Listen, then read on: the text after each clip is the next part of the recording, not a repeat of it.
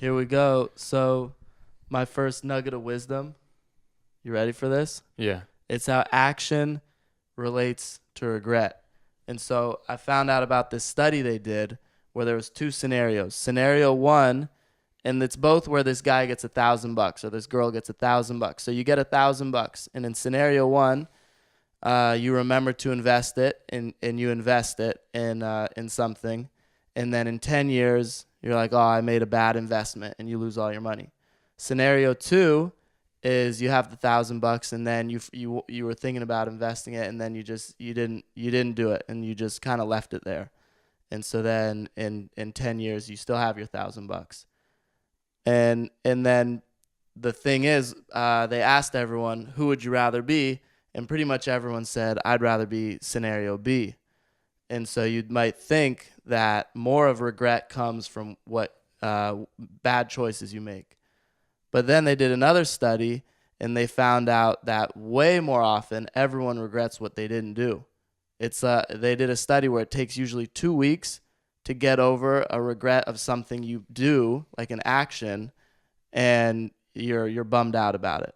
2 weeks usually. And then the ones where you don't do something, they found out those ones last a lifetime, things you didn't do. So inactivity is way more relatable to your regrets in life than your actions, than activity, which is interesting because I've always thought, for me at least, I always try, and when I'm left with a choice, because I learned this when I was little, my dad told me, Theodore Roosevelt said, at any given moment in your life, when you're at a crossroads, the best decision is the right decision, the second best decision is the wrong decision, and the worst decision is no decision at all. Yeah. And it's super interesting because that relates totally with regret, how inaction, not doing something, we regret way more. The study showed, science, Isn't fact. that like kind of like pursue your dreams, pursue what like sets your heart on fire, or else you look back at it and you're like, Yeah, that's where your regrets are. But every day we always worry about, our choices are made off of fear. We always fear like, oh, but I'll screw up, or oh, they'll laugh at me, or oh,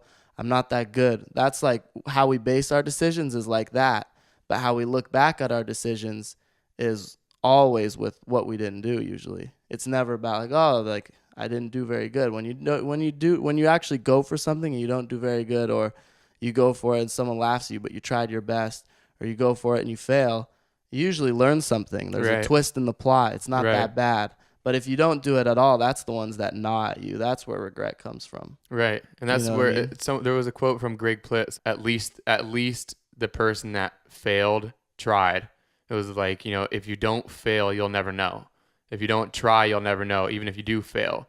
But when you do try, at least you're giving yourself the chance to succeed, rather than never trying, never knowing, always living with that wonder, that regret of what if. True that. Like, what if I tried? True that. Failure's the pathway to success. Yeah, maybe I think it was actually along the lines of that. It was like, try, and then if you do fail, realize that winners also fail. It's just that they don't give up when they do. True that. Love it. Regret and action. It's such a cool thing, right? Do you live with a lot of regret? I don't live with any. I don't regret anything. I don't think I have many. I try and be conscious that I think in today's world, a lot of people are like, oh, I have no regrets. And I'll say that too. But I try and look deep to see if I do have some, because I think it's real easy for our minds to say that, especially after talking to all these homeless people who are doing meth, and they say they don't even regret doing meth. So I don't want to get stuck in a weird thing in my mind where I think I have no regrets. But I think I have maybe a couple. Nothing that really haunts me. But yeah, it's not regret where you're like haunting yourself or hurting yourself or holding it against yourself. Yeah, like there's when I think it's more of like had things, opportunities. Yeah, I usually take them. maybe I should have done that. Yeah, but not like many where fuck. it's like, I should have done that. I fucked up. I really messed up there. Yeah, I really think my only regret would be if I didn't go on the 2-year Mormon mission or do the walk. Because those were such awesome things for me. But the second walk, I went on it thinking, if you don't like start doing more walks, you're gonna regret it.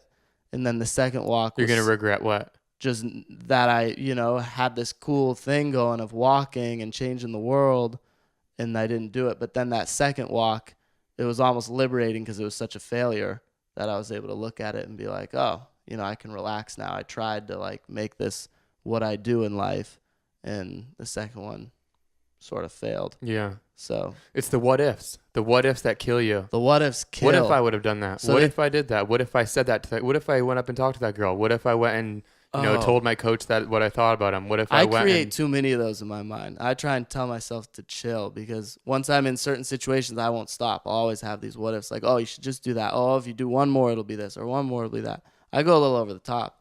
I was also in that thing I was watching. This is a true story. This guy would put in his lottery ticket every week. He had his lottery thing every week after week. He'd go and do his thing. He missed 1 week. He watched the numbers go. It was his numbers. He would have won millions of dollars. He committed suicide. So it's just so bizarre that, that heavy of I missed my shot. Imagine if the numbers were just someone else's numbers. He wouldn't have committed suicide, but it was Right. because they were his numbers. And it's like that feeling of such a regret of a missed opportunity caused him. He's dead. Committed suicide. It's bizarre. But that one's obviously sort of a sad example, but it's just goes to show that you should always go for it. You should always do it. You should always take action because that's what you regret is inaction. You don't regret Because at your least you get an mistakes. answer. At least you get some result. Totally. Then you can work with it. Yeah. The what ifs. It's the what ifs. Yeah. Curious.